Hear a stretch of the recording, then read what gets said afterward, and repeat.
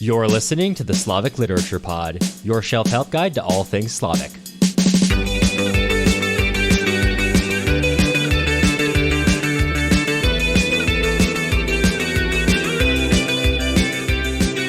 I'm Cameron Lolana.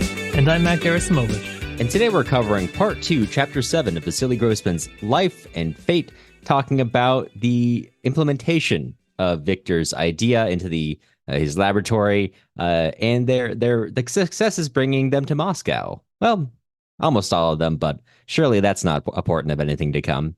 Is there anywhere that you would want to begin? Well, for me, the main important parts, probably I would say, of this chapter is right there at the end, and it's something that is going to be brought back up again later this week in I think like 2 or 3 chapters or so. Maybe even tomorrow. Who knows? I wrote a lot of these at once, and they all feel like they blended together. So sometimes soon it'll be coming back up. And like you said, the Institute is getting ready to go back to Moscow, and there's a personnel list that is kind of finalized, and everybody going back is happy to be going back, it seems. And there is a character, Anna Naumovna, and she is basically the one kind of holding the laboratory together. I think it's she's not a scientist, if I'm not mistaken. She's not credentialed, at least, I think. Yeah, but she seems to me to be sort of this like the main like coordinator, organizer, the one taking care of a lot of the logistical work for the work of the Institute. So she's really important, and her name was scratched off the list, and she tries to bring her concern to Victor that it seems like only the Jewish names are the ones that are being crossed off of lists, and it's sort of going around. The word is going around from other people that work in personnel departments that the people that are being left off lists of people returning to Moscow tend to only be Jewish people.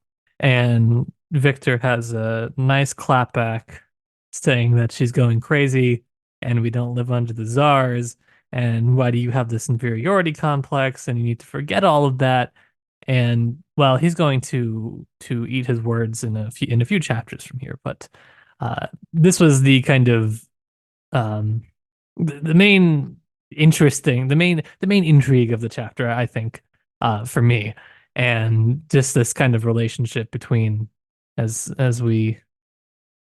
Cameron said at the beginning, ethnicity and science. That wasn't when we were recording, I don't think. No, it wasn't when we were recording, but good. I'm glad that's on record now. Right.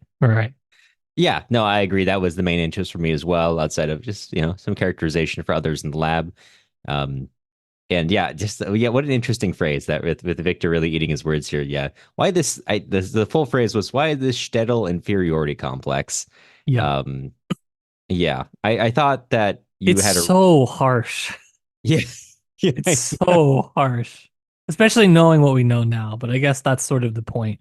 Right. Was that something that Grossman, I think, encapsulates so well, is what it really was like at a certain time, what the mentality was like at a certain time, that proposing something like this would seem crazy to some people, even though we know now, obviously, that there's a major anti-Semitic current that runs through the Soviet Union, starting around this time and continuing for, well, I mean, I don't want to say starting at this time. It had been running, but this particular instance, this particular set of circumstances in the late 40s, early 50s.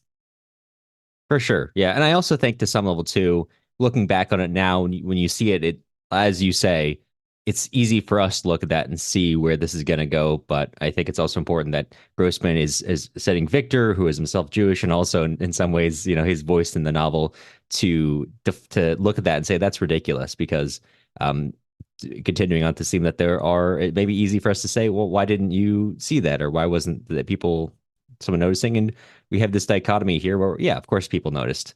And of course, there were also those who said, no, that's ridiculous. Even those who might have been affected by that within that group, maybe not immediately as affected by it. And maybe that leads to some of that kind of disbelief. But I think this element of disbelief is also a minor theme that we're seeing throughout the novel. So Well, I for think, Victor, it is because oh he's yeah, only in disbelief when his research is going really well. right, In yeah, which well, case, things are great. And why would the Soviets persecute anybody? But when he's stumped on his research, everything is bad. And the Soviet Union quashes his freedom, like that's it's right. kind of what he's been going through in the first few hundred pages here. Yeah, it's like it's great, in Anna Karenina how Levin is sort of Tolstoy's stand-in. Victor, of course, is sort of that for Grossman, except Victor actually is kind of a bad person, and I respect that in an author avatar. Yeah, I don't know how well hard to say how accurate it is as Right. the Grossman stand-in, but I do respect writing somebody who is your stand-in to be like not really the person that you're always rooting for. Yeah. Yeah, I won't speculate on what that meant on if that were had any reflections in how he thought about his own life, but you might. I You think might.